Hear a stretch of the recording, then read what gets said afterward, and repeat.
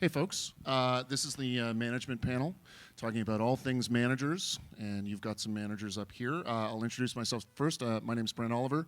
I am the current chair of Alberta Music, as well as my regular job as Director of Arts and Culture for the City of Spruce Grove, just outside Edmonton. On top of that, I have been an artist manager for about 12 years. Some of the artists I have managed, Wool on Wolves, The Hearts, most recently Nehewak, which just got signed to Arts&Crafts. And as soon as they signed to Arts and Crafts, I went, you need a full-time manager. So now they're with Alan Thompson, who does Caribou. Anyway, so I'm going to throw it over to these guys, have them introduce themselves, Bled, Megan, and Rachel. And maybe have you guys introduce yourselves and say, how did you become a music manager? Sure. Bled. So hi, I'm Bled. I met a few of you yesterday. I work at Arts and Crafts in the management department. I started managing by being at the label, actually. So we have this department, and I worked under the president for a while, and he managed like Broken Social Scene and Timber Timbre, and then he basically brought me on as like day-to-day, and then from there I just started taking on my own, and then he moved on to become CEO of Universal, so he couldn't be a manager anymore. So then. Yeah, exactly. So that's kind of how I got into it. And so really since 2013, I was really managing, and yeah, that's my start. Hi, I'm Megan from Tiny Kingdom Music in Vancouver. I used to work for the Provincial Music Association of British Columbia, and there we facilitated a lot of programs on artist development, and I really fell in love with watching artists grow and really hone into their creativity, and slowly started just to fall in love with some artists, and I couldn't really help them hands-on the way that I really wanted to, so I left there and started an artist management company, so that's what I do now. Hi, I'm Rachel. I work at KELP Management in Ottawa, and we also do a showcase festival sort of like this called PHONO, which just passed 2 weeks ago. I got into management. KELP used to be a record label, KELP Records, and then it kind of branched out into the management game, and I came on in the early-ish days of the management kind of business. I work with Lido Pimienta, Andy Schaaf, Casey and Clayton, Fox Warren. Yeah. Awesome. That's what I was going to ask you guys about too, is which artists are you representing, and talk about sort of how you see a manager's role with your artists these days. I know that, you know, I'm currently representing 4 different artists, and I'm actually in one of the bands, so each relationship is different. But if you guys want to talk a little bit, maybe Rachel, if you want to talk a little bit about, I'm sure managing Lido is a little bit different than managing Casey and Clayton. Yeah, totally. I mean, I work more closely with Lido than most of the other artists. There's 3 of us on the team, and we all sort of we all help out and do a bit of everything. But Lido's sort of the closest artist that I work with, and I mean, she is a bit of a unique case in terms of an artist, because she's a mother of 2, and you know, an immigrant to Canada. She's very much a self-made Canadian dream type of artist, and inspires me every day for those reasons. So there's a lot of like special considerations with an artist like Lido, like can the promoter afford flights for her entire family? Versus someone like Andy or Casey and Clayton. Casey and Clayton are young folks, and they're still very much like really eager to be on the road and happy to be on the road. They're playing here tonight, by the way. I didn't mention that. They're playing as part of Block Heater. You should check them out. They're fantastic. And Andy has like been doing this for a while. Did like 200 dates over the course of between the release of The Party in 2016 and the sort of end of the cycle in late 2017. So he's tours a whole lot. What I'm trying to say is like, there's just a big difference between lifestyles, and like you kind of always have to be ready to kind of cater your approach and be really flexible and like be there for the artist to take care of their needs and advocate for their needs. Yeah. Yeah, that's a really good point. Megan, do you want to sort of talk about who you're thorough and representing? wonderful. Yeah, we have 5 artists that we manage on our label, in our company. Savannah, my business partner, is my co-manager on all of them. They're really interesting because each band is in a completely different genre and is growing in a completely different market. So it's been a really awesome educational experience for both of us because we've been really diving into social media and YouTube and what it looks like to have a YouTube station and be famous on the internet, to how to develop a singer-songwriter in Germany. So our artists are Jasper Sloniep, Sky Wallace, who's in Toronto, Frankie, who's like a female psych band, Bad Animal, who performed last night. They're like a punk rock band from Calgary, and then Savvy, who is my business partner. Awesome. Did I forget anyone? Yeah, I mean, just to kind of say the same thing, it really depends on the artist and what they need and kind of what stage in their career they are. So I work with like Ruben in the Dark from Calgary, and I co-manage Dan Mangan with the president of ANC right now, and so and this band Frigs, which is a post-punk band from Toronto, and Absolutely Free, they're kind of a psych indie band as well. Also co-manage with someone at the label, and kind of dabble managing, kind of advising other people. So it's kind of really depends on where they are and what they need. So Dan Mangan, for example, needs a lot of support when it comes to a giant bus tour and an album release and videos, and actually similarly with Ruben, but Friggs needs help like getting some funding for a record recording and for kind of getting tour funding or helping advance some shows. So various things when it comes to like administrative versus big picture thinking is kind of where management differs per artist. So if Ruben isn't active or Dan isn't active for 8 months, we're planning a record. If you're not seeing stuff publicly, a lot of things are happening behind the scenes that management is kind of has a hand in. So there's a lot of that kind of work and thinking. That's what I was going to sort of touch on at some point is how do you guys balance the planning?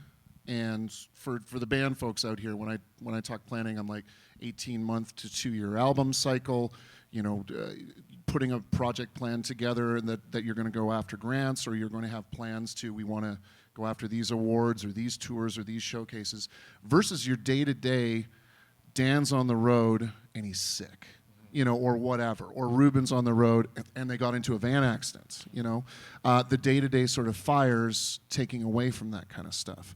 How do you guys balance those two things? It's alcohol?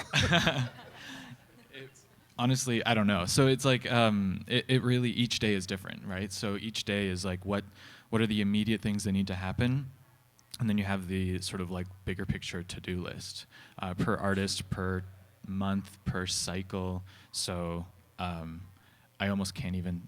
I don't even have a good answer. Almost. Yeah, and there's those examples that I'm sure one of you guys can give of artists' album cycles lining up at the exact same time.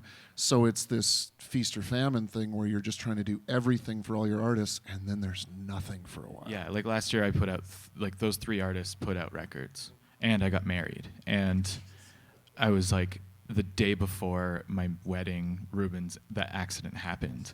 So it was like... With the band that I was managing at the time, Nehewak. That's right. So then it was like, Ruben didn't tell me on the wedding day that happened, even though he was there, but it was like 2 of the other members driving. So it was like, I found out on the Sunday after, and then I was like flying for the honeymoon the next day. So I was like, I can't really do anything right now. And he's like, yeah, everyone's okay, so everyone's safe. And I was like, okay, tell me what you need. And then the label jumped in and helped as well. So I had some support there, which was nice. But So crazy. yeah. Okay, Megan? I think that my experience is probably a little bit different from these two because half of our company is actually focused on administration. So we work with everyone from management rosters to labels, publishing companies, and independent artists on a grant writing level to help them access funding. So for me, my day-to-day is split between management and planning, and then also maintaining our client relationships. So every day is different. Fires come up, and then you just end up working till 11 o'clock at night. That's like the only thing I can really say. Yeah, I don't know. I guess I like to have a plan and a timeline. I thrive better in that type of way of thinking, and I feel like some of our artists like that, and some of our artists don't really respond to that. So I have a plan, and if they want in on the plan, then it depends. I think it's just remaining flexible too, because things always come up. Albums never are finished when they're supposed to get finished, ever. So just always having, never being too rigid with the plan you set out, but having timelines is really helpful for me, and then responding to things as they come up, and never really sweating the small stuff, because that's just the way it goes. And it's sort of speaking of plans in general, and just albums not coming out and plans changing and things like that. How have you guys adapted in the last few years of what has been really a changing music industry? Whether it is the streaming side of things, whether it's the manufacturing side of things, the touring side of things, there seems to be a real switch to releasing singles, spreading things out, putting out EPs. And I learned a lot when I was dealing with Arts&Crafts about how they, the Nehewak record that will be coming out in April has been done for 2.5 years. But the songs that you've heard now online, those 5 are part of that record, but have been released so carefully that it's been a real change to the old days of you put out a record on a day and you have a CD release party in your hometown. That just doesn't exist anymore. Can you guys talk about sort of how you've had to adapt to those sort of things?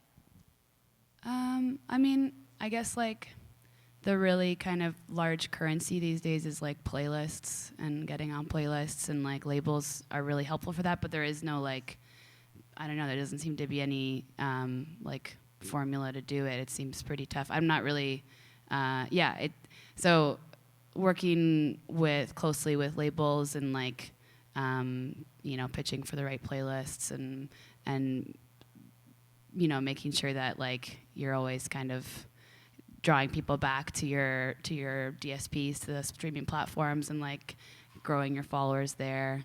In Canada, we work with American labels, but because of our funding in Canada, it's always great to be able to control things a bit more here, so that we can, as the management, write grants for our artists. I think if the American label or an international label has the license for Canada, it makes it really complicated to get certain funding. So I guess that's not really necessarily a contemporary issue, but I don't know. I guess just remaining flexible. I don't. I would say the same. I feel like it's changing so rapidly in every genre and in every market. So just understanding what your goals are for the release, and then really kind of staying tapped into what's happening in that specific realm. Because if you're a punk artist or if you're a country artist, you get to have a completely different release strategy. So just remaining flexible and research. Yeah, research. Yeah, it's almost like your manager and the artist have to be. You have to think like a label, and you have to think like every part of the business, and you have to consider it all now, instead of relying on finding a label and them doing everything for you and then just cruising. So it's you have to know the DSP pitching. So it's who's your distributor, who you could release the record independently, put it through AWOL, and then AWOL pitches it for you. You kind of skip the label step, but having the label have that relationship with the distributor that has the relationship with the DSPs is also helpful. So it's there's so many ways around it that as management and as artists, you can kind of tailor your specific career or how you want it. There's so many options now. And so, I think it's an interesting conversation too. The management and labels as a, record labels, as when I was growing up in the 80s and 90s. Are much different than they used to be. I look at Six Shooter Records. It was founded by Tsuu T'ina Dene, who was from Edmonton, and it was a record label. They put out Captain Tractor records. Well, now they're management, they're merchandise, they're a festival. Same with Arts&Crafts. So I think that the organizations have had to evolve. Have you noticed? So all three of you, I don't know if I'm putting words in your mouth. Don't just do management. right?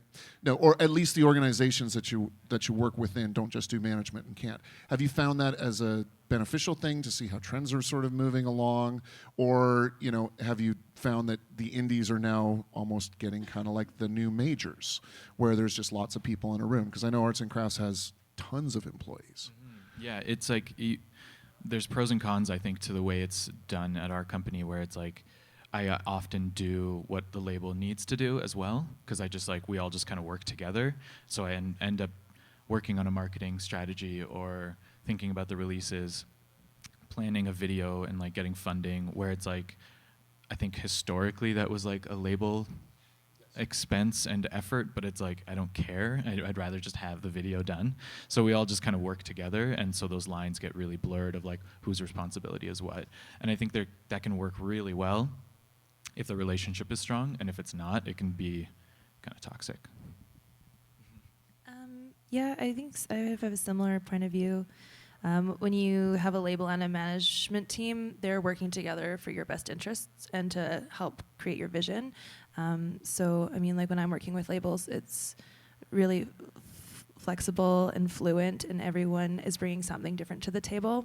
And everyone is a part of that team because they have a different part of expertise that's going to bring that band to the next level. So I think, yeah, if that answers the question.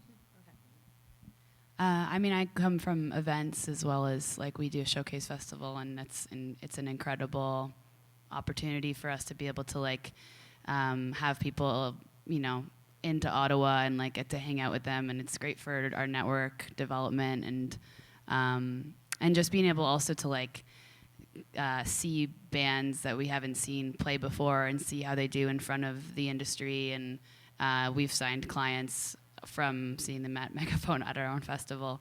And putting your own artists on that festival. Yeah. That's, I mean, Interstellar Rodeo in Edmonton, it's every six-shooter artist basically plays Interstellar every year.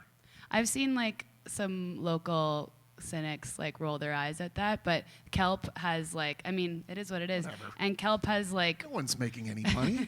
like John who founded our company, has like personally backstopped financially Megaphone Festival since year one, and like has put way, way, way more into it than any other sponsor. So the way I see it is like, it's like sponsoring the festival and having our artist showcase. Speaking of those kind of partnerships, let's talk about partnerships. The management role, you obviously have this kind of conduit relationship between the artists, potentially the label if it's outside of where you guys are working. Talk about your relationships with agents, publicists, venues. If some of your artists aren't actually like carried by an agency or anything, and how you are able to sort of develop those relationships, because there's a lot of great relationships out there. I mean, like Steve Jordan and I have known him since 1990 when he came to go see one of my bands in Edmonton when he ran a record label. It's good to have those relationships sort of contained over a long period of time. How do you guys find, whether it's new relationships, existing relationships, and how you can represent your artist best?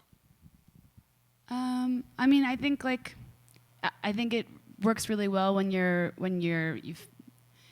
work well with the team, like you have a good relationship, like your friends, you can hang out and have a drink or like have a coffee and like chat, not just about business.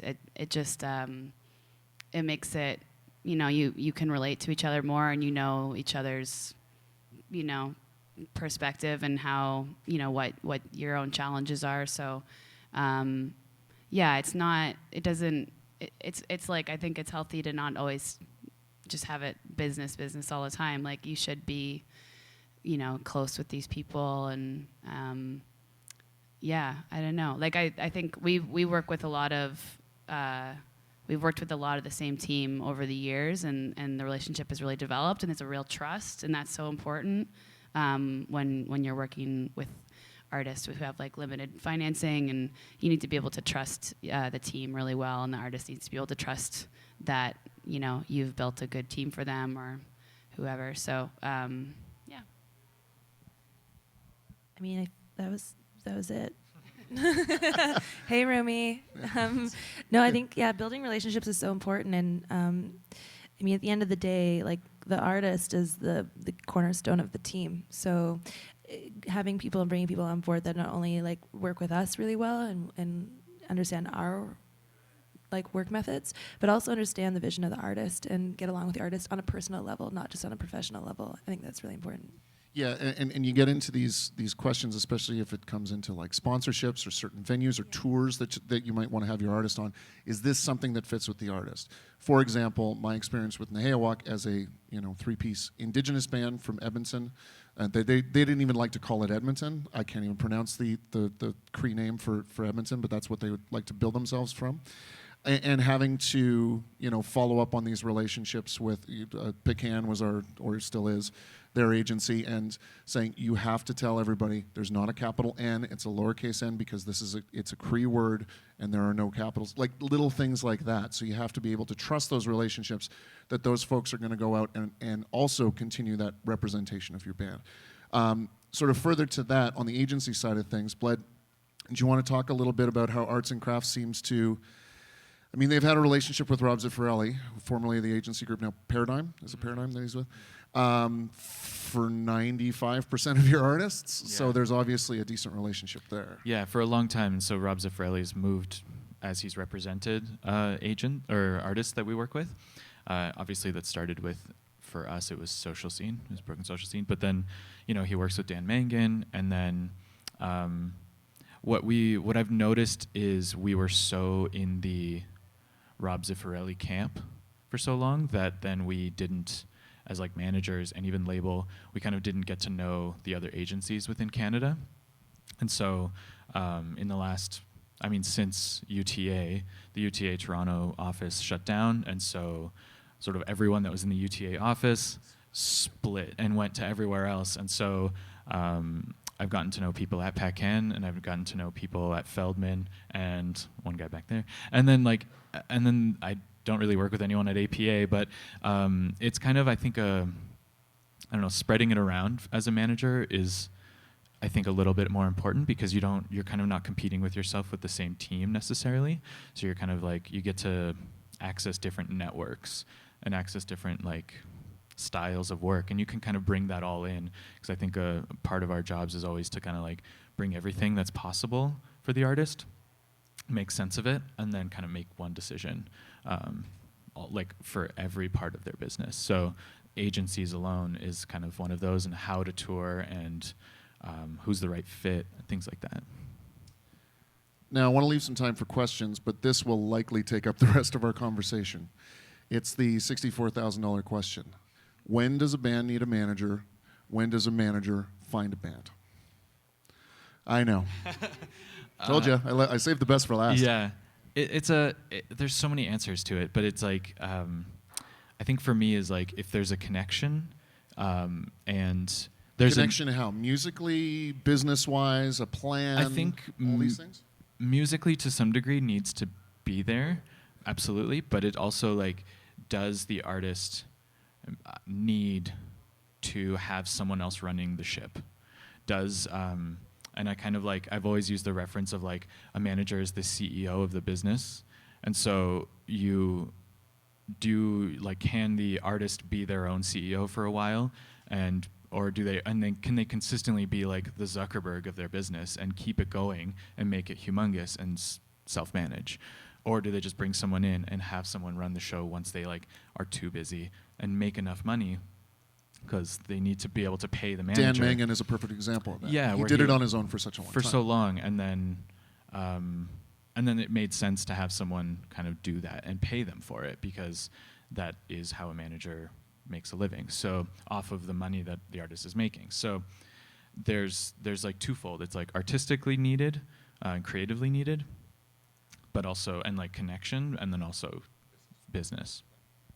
Yeah, I mean, I couldn't agree more. Like, you're ready to have a manager when you have something to manage, really. And definitely, like there's definitely bands on our roster that are baby bands, and they could be doing it on their own, but we just have such a deep personal connection to them and really truly believe in their music and what they're trying to say, and really want to help guide them and give them the right advice to really make an impact in their careers and truly believe in them. And I think that really comes down to that too. Like, these are going to be people that are going to be calling you at 4 o'clock in the morning on tour, having a mental breakdown, and you want to be able to be there for them and care about them. So, or they're go in a car accident the day before your wedding, and you have to deal with that. Yeah.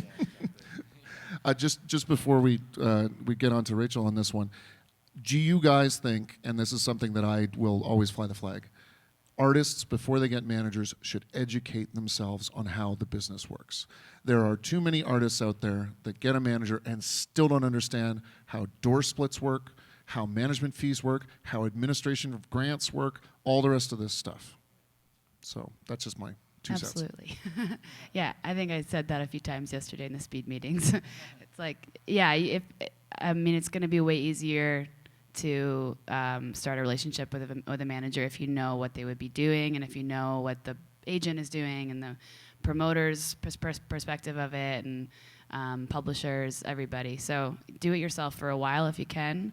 But there are those like special artists who, are still like, they're the artists that sort of make sense for the business, and you always want to believe in the music and believe in the artist. That's like the number one thing. And then there's the business consideration. Like if they're making money, then you can make money too, and you can increase that money. Like it's really hard to find money from nothing, but if they have a little bit, then it's a lot easier to grow. But there's also like really special talents that sometimes it really makes sense to just take a chance on. We're working with this young artist named Trails, who is 19 and still very much like has a lot to learn about the business, and it'll be a slow development, but she's really special, and she's really like has a really good head on her shoulders, and we really believe in it. So sometimes that it's just like a personal connection, and it's a subjective feeling, and like where you kind of see things going and how your personalities mesh well together. But there are cases of either, both. And you guys touched on this a little bit with the sort of festival and showcase side of things. Rachel, you especially. How important do you think showcases are for young artists? Because I'm sort of split on it. I like things like Sound Off that are relatively barrier-free for the artist and for the audience and for the delegates. I have not gone back to South by Southwest in 3 years because to send a band down there, even with some factor money, is just so expensive. And then on the Alberta music side of things, we haven't done a showcase down there because it is $10,000 a band to put on a showcase. So I do like I like Breakout West. I like that sort of idea that it's just a little bit cleaner. So maybe talk about the side of being a manager of sending an artist to a showcase, and then also the side of potentially seeing artists, which some might be in this room who are showcasing this weekend, how they can most impress at a showcase venue. I really believe in the showcase model, though I do understand how frustrating it can be, and like how. And some showcases are like pay to play, or like, and I think that knowing what kind, knowing the showcases out there, like South by Southwest is like a beast, and if you don't have a team behind you, like if you have like one daytime showcase and you're like putting like $1,000 a person into getting down there, like don't go, because it's you probably won't make it big right after that show. Like it's like such a ocean of people and bands, and like can be really great if you have a team who's helping and like putting you on 5 showcases like a day. Like you gotta hustle. Like it's a crazy intense experience, but only dive in when you're like feeling really ready and like it's the right time for the investment. Otherwise, it's just like it will be a discouraging experience probably. But to answer your question, I think and showcases, like they can be hard because they're short sets, and sometimes like you only have 2 songs before the folks who came out are zipping off to another one, and those first 2 songs you're having sound problems because you didn't get a sound check, and it can be like a real luck of the draw situation. But work on your show, like just play a lot live. Don't, the showcase shouldn't be like the first time you play in, for the year or something. Like if you're going to showcase, like set up a few kind of warm-up shows, make sure the band's really tight, or make sure the show is feeling right. If you like don't have, maybe add, like if you can do something kind of like visually memorable. I don't know, anything that like helps, make it memorable and like make sure the show is ready. Because sometimes you only have like the first 2 songs before they leave the room, so. I would say the same thing, and I think I asked a lot of this to you guys yesterday, or what your goals were. Going to a showcase and having actual tangible goals that you want to walk away with at the end is so valuable. It's really rare that you're going to have 60 industry in one room together. So like, who are they? What can they do for you? What do you need to learn from them? And also sending out invitations prior to your shows to industry. If there's a specific person that you really want to work with and you want them to be at your show, that's so valuable because we pay attention, we check our email. And then secondly, if you're going to those big shows like South by or CMW, it's only worth the investment if there actually is business that you've been meaning to do for a long time with someone that's going to be at that conference. If you've been talking to an agent in Toronto and they're only going to see you because you're playing a CMW showcase, yeah, it's worth it to go. But if you don't have those relationships already established, I don't think the money and then competing with 700 other bands is worth it. In 100%. my opinion. Yeah, nothing else to add. Yeah, it's well, and there's some sort of traction too, where South by Southwest. I know that Arts&Crafts always does a showcase. There's something to be said for having that sort of leverage of a bunch of different bands on a specific showcase. So in those situations, I would agree that it's probably a good idea. But you're right. I was a touring musician, still sometimes a touring musician. I just have a lot of children. When I remember playing a show with a band called Pal Joey at North by Northeast in 1994, 3, something like that, at the Horseshoe. And then next door at the Rivoli, Beck did a surprise concert. And nobody was at our showcase. So it just happens sometimes. Yeah, and I'll add quickly, if you're at a point where you're going to you're promoting a record and you have the team behind you and it all makes sense. And one time we had a band, like South by's mid-March. So we had a band putting out a record April 5th. And for some reason, the artist and the management just didn't think that was a good idea to go to South by. So no one talked about the record prior to it because for the entire month of March, they were preoccupied. For all of North America was preoccupied. So then April 5th comes around, and the record comes out, there's no press attention, there's no one even knows this record's even coming out. So it kind of just got dumped. And this was several years ago, so it's kind of a different model right now. But there are those moments where the showcase and where industry is and where they're paying attention can be valuable, but it's being selective and being strategic about it.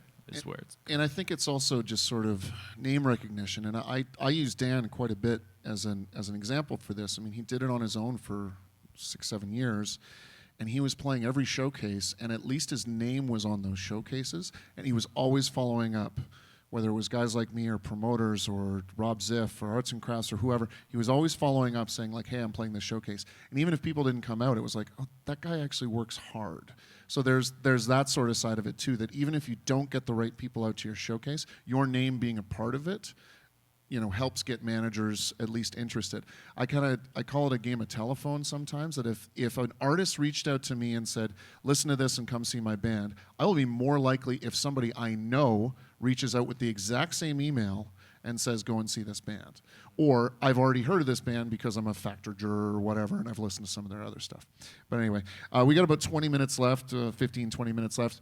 I'm sure everybody's got lots of questions on management, how to get management, what managers do, et cetera else. So I will throw it out to the crowd. Anybody? Yeah.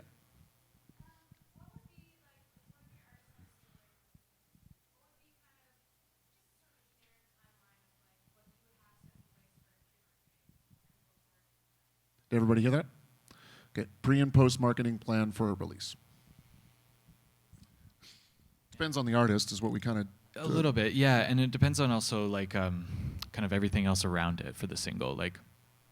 Are there shows? Are there other assets like videos? Is there the dreaded word content? Content. What content can you push out? Yeah, and where and kind of what's the what's the point of the song? Like, what's the, like, why are you putting it out other than just to have a song out? Like, which is definitely a good reason, but it's like, what are the other reasons, and what are the, so that's kind of like the pre-marketing, like figure a bunch of that stuff out, and then once the song is out, some of those things will land. So you have the song come out right before some tour dates or something like that, or before a big showcase or something, so that maybe some media talked about it, and therefore you can direct invites to the media, to the song, and then say, come see me play. Like those little things that kind of like are the strategy around a single, I guess.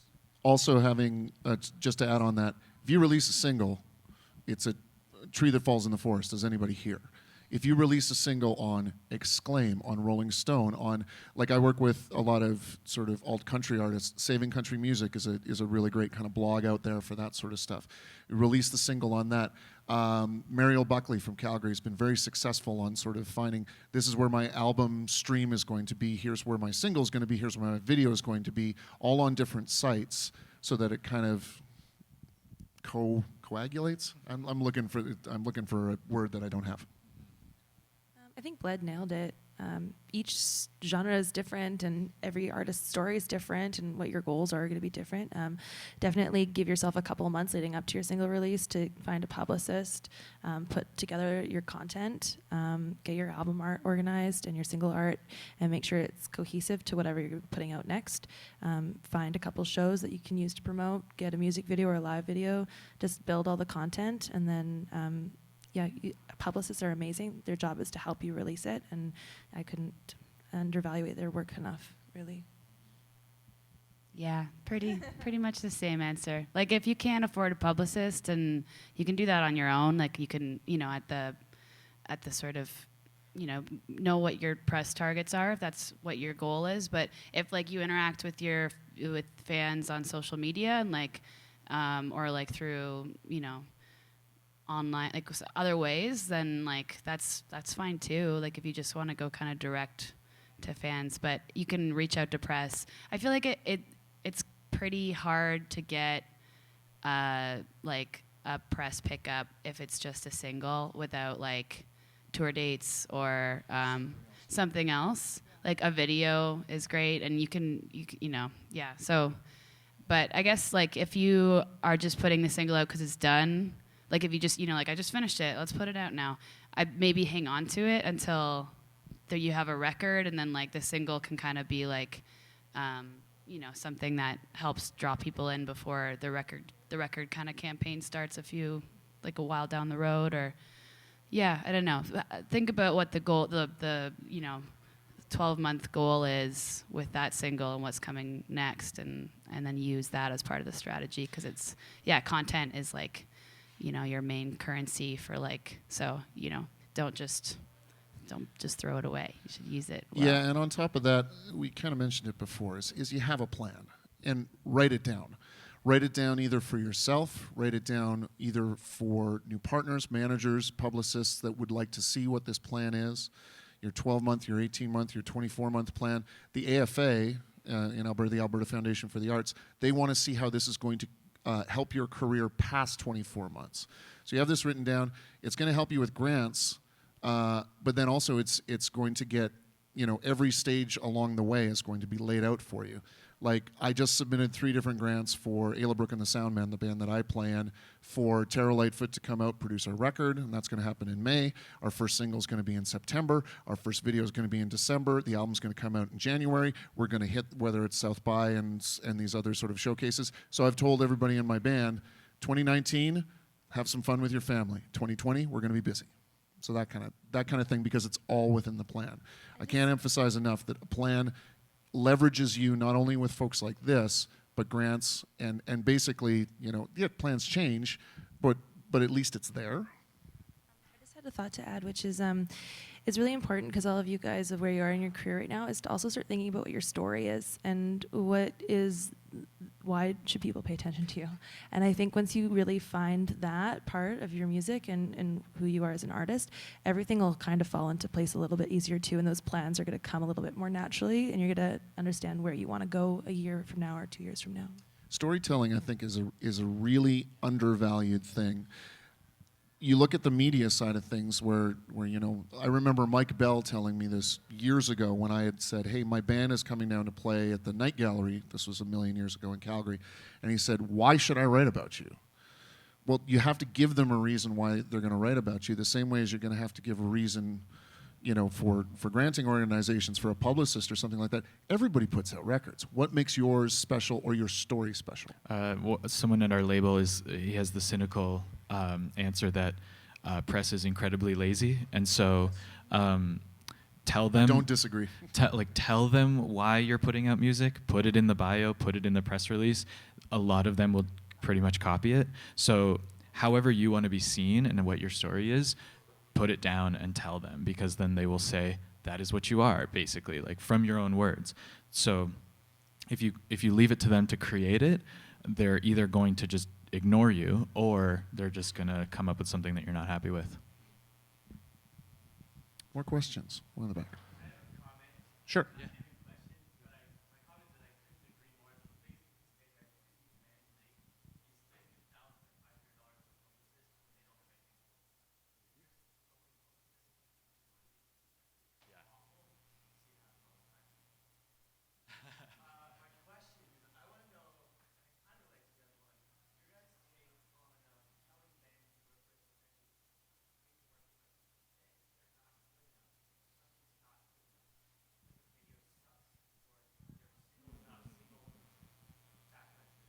I mean, I would hope at ours, like where we are now with our artists, that our relationships are strong enough that we could just say that stinks. Go back to the drawing board. Like, love you, but no. Yeah, it's always a tough question, because it feels like when you're talking about somebody's song or artistic output, it's like you're telling them their children are ugly. But you have to have that relationship. It's true, but you have to have that relationship where, for example, Nehewak played a showcase in Toronto. Nathan came out, who had signed the band to Arts&Crafts, and he called me afterwards and he said the band has to be better live. And I had that conversation with them, and they took it. They were like, okay, we have to work on this harder. We have to rehearse harder. We need to go and play other places, almost like stand-up comedians, where they'll work on an hour-long set in these tiny little bars and play to surprise sets and stuff like that. That's what Nehewak had to start doing. They started playing these just sort of open stages and things like that to really kind of massage their sound. It is a difficult conversation to have, but in the end, I think everybody knows that the manager is a part of the team that's just trying to make everybody, do the best work possible, right? On the point of the publicist thing, anyone that you're paying first and then they do the work, no. It's suspect. And that's often a publicist, right? So it's like, well, you do a deposit first. Exactly. Yeah. But it's like they'll often say you don't have, like, a lot of the work is the pitching. So it's just a risky one. So know what you're going in with for a publicist and have that relationship with them. So I agree.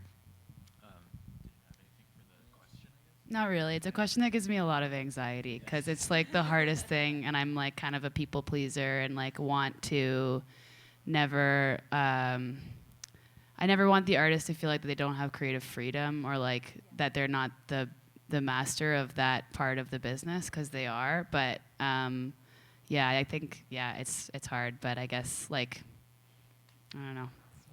You just gotta tell them what you think, I guess. Yeah, I don't know. I'm nervous just thinking about it. I do have a couple stories of bands that I've told, like, either you have to be better on stage or your songs have to be better, and they've ended up blowing up. But anyway, so sometimes we're not always right. You can be wrong, for sure. Okay, there was a... Yes. I'm a 6'5" bearded man, and when I tell somebody they suck, it doesn't go over well. Anyway, we had another question over here. Yeah.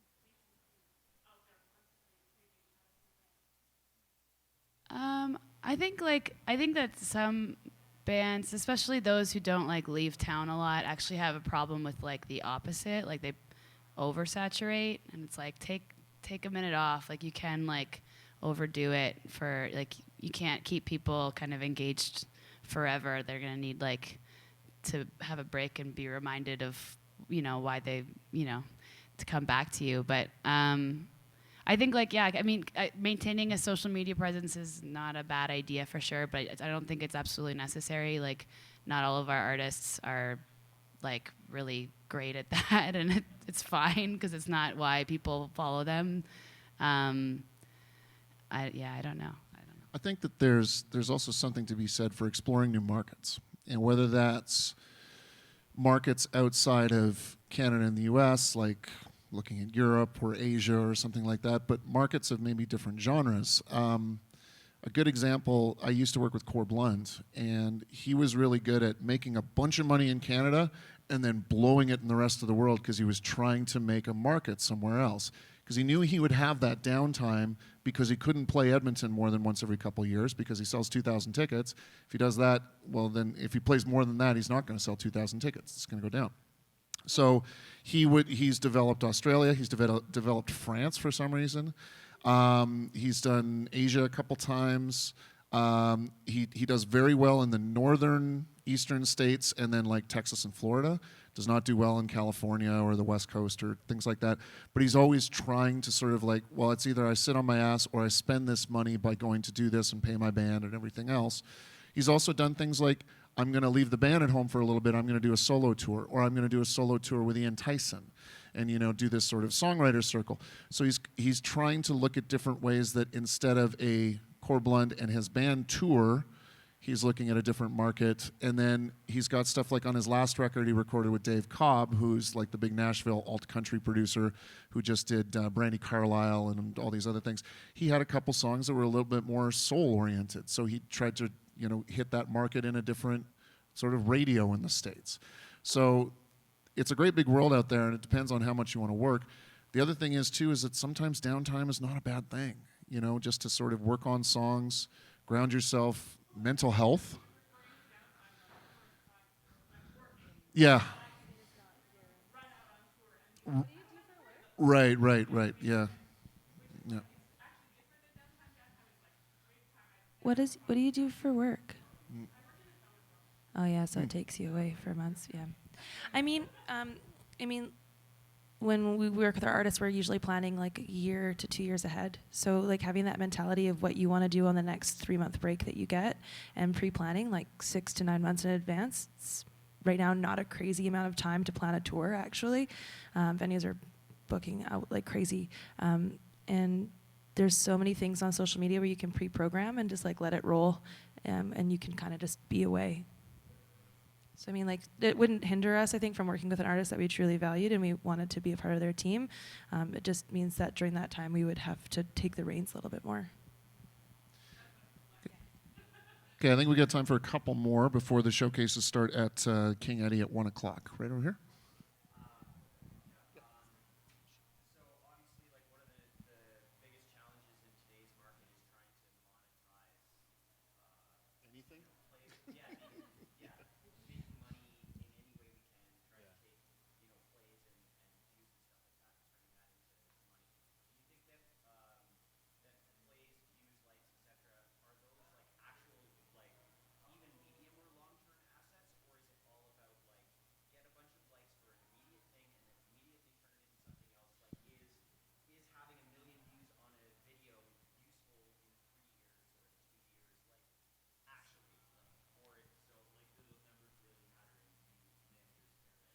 Yes, they do, and like they do because you can use them as leverage for other things. And so, obviously, like video streaming numbers are like fractions upon fractions of pennies, but like DSPs, like Spotify, even Apple and Amazon and Google are actually, they pay better, but because there's not really like many free tier model for those ones. But I would say like having like a bunch of streams on those actually matter when it comes to anyone outside of your inner circle seeing that people care. and that's kind of like the extent of it. Like you can see the difference. Like if you think someone maybe bought a bunch of like bought views on a video, you can tell the difference because the view count is super high, but the like count is really low. So little things like that where you like, as like industry members, you're just like, I can see that. It's not, and there's like 2 comments, but there's like 1 million views. You're like, okay, something is up here. But if you see the attention, you see the comments, there's something going on. And you're like, okay, I'm curious what's going on. You check the other stats and you see kind of like a holistic picture of what the career looks like. And then you can kind of like reach out and see like what's going on. And then you can have a dialogue versus just, just the stats, because the stats don't represent everything. It doesn't represent the fact you might not be making a ton of money from those stats, especially social media ones, but there might be something there. Go ahead. We have an artist that's really popular on YouTube, and she's been doing her YouTube channel for about 3 years now. And it started as like little cover videos to these like little quips that are like 20 minutes long of her just jibber jabbering into the camera. And everyone loves it, and people tune in and they stream it. And it allowed us to leverage that information for a few years to get her an actual channel on YouTube. So now we don't have to even deal with the monetization anymore.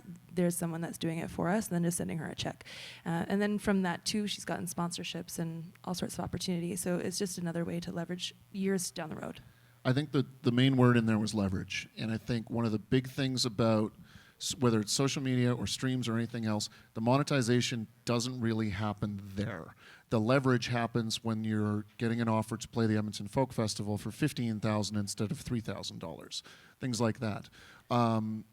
Or you're getting offers for potentially one of your songs in a commercial, or you're getting an offer getting that factor grant, or getting that factor grant, which also, all of those stats go into those factor grant applications. And the like some things are better than others. I don't know that YouTube has like an analytics thing, but like Apple Music and Spotify have really great artist backends where that all that data can be used in different ways to like for marketing plans, and so that's really valuable if it's not like putting cents in your pocket at a time. It's like still really valuable data for you to like plan things out. In the something that happened yesterday in one of the panels, someone said that you can use the Spotify data for where you can maybe tour. And I wanted to just throw that out there to say, be careful with that, because it goes into like some playlist in some market that you've never been to, and then you get a bunch of streams in a certain market, but you don't necessarily have fans in that market. Those are passive listens. So just like use the collective data like strategically, and not just be like, oh, I'm on the playlist in Japan, I should tour Japan. It's like no one really, like, unless you have like fans in Japan, not just streams in Japan, you maybe shouldn't tour Japan. Yeah, and I'll just add to that, I represent a band from Edmonton called The Hearts, and on Apple Music, we were noticing we put out this EP, we got 400 plays here for a week, 600 plays here, 10,000 plays on one song. And I was like, what happened? So I talked to our publicist, and he said, well, I think it got onto this Apple Music playlist or radio or something. And then, so we put out a lyric video for it, and it didn't do anything. Like, it was, and that's what he said, it was a passive play. It seemed to fit with these other songs. Great. Everything was, but if we would have spent any significant money on following that up, it may have just been a Trojan horse, anyway. Sometimes those stream royalties are all you get, and that's great. I think we got time for one more. One right here.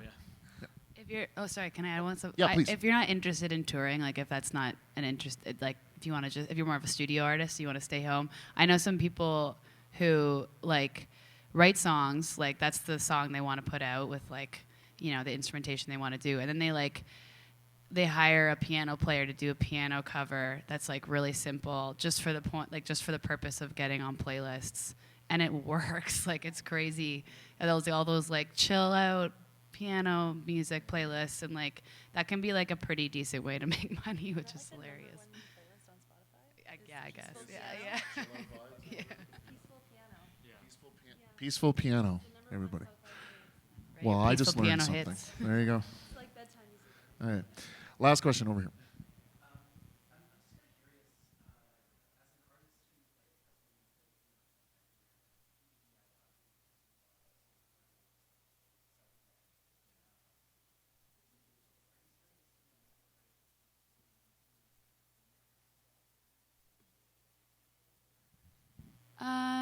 Yeah, I think I think it's really good when they take a hands-on approach, because then they're not made a sucker for, like they know what you're doing, and they know if you might be like not doing it well, or you don't want to be completely hands off with your manager. Like you should trust them before you like enter any. It's like you're getting married to somebody. Like you need to know that person really well. And I always tell artists that it should be like there should be a pretty long dating period. Like you don't want to like rush into anything. But I guess like I think there's it's an asset to have somebody who's like acts as your representative. Like that can be just a helpful thing.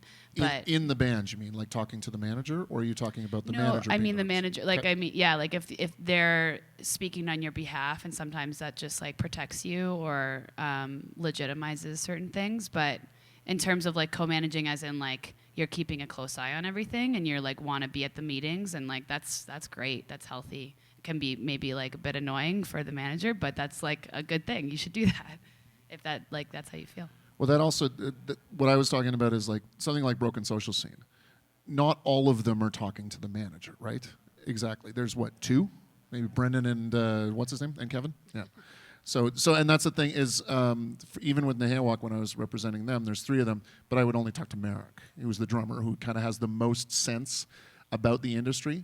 So it's never a bad idea to be DIY and understand the industry, kind of like what we talked about before, because then you've got that point of reference, right? Yeah, there's a couple models that really you can follow. If you're a solo artist, like you're going to be the one with one-on-one with the manager. You're effectively like the CEO example that I had, where it was like you still own the company. Like the CEO doesn't own anything. You've hired them. They work for you. So you are always going to be self-managed to some degree because it's your business. So never lose that, but also trust your team to do what's right for you as well. That answer your question? Cool. Thank you, guys. Thanks for coming to Sound Off. We'll see you guys out there at the showcases.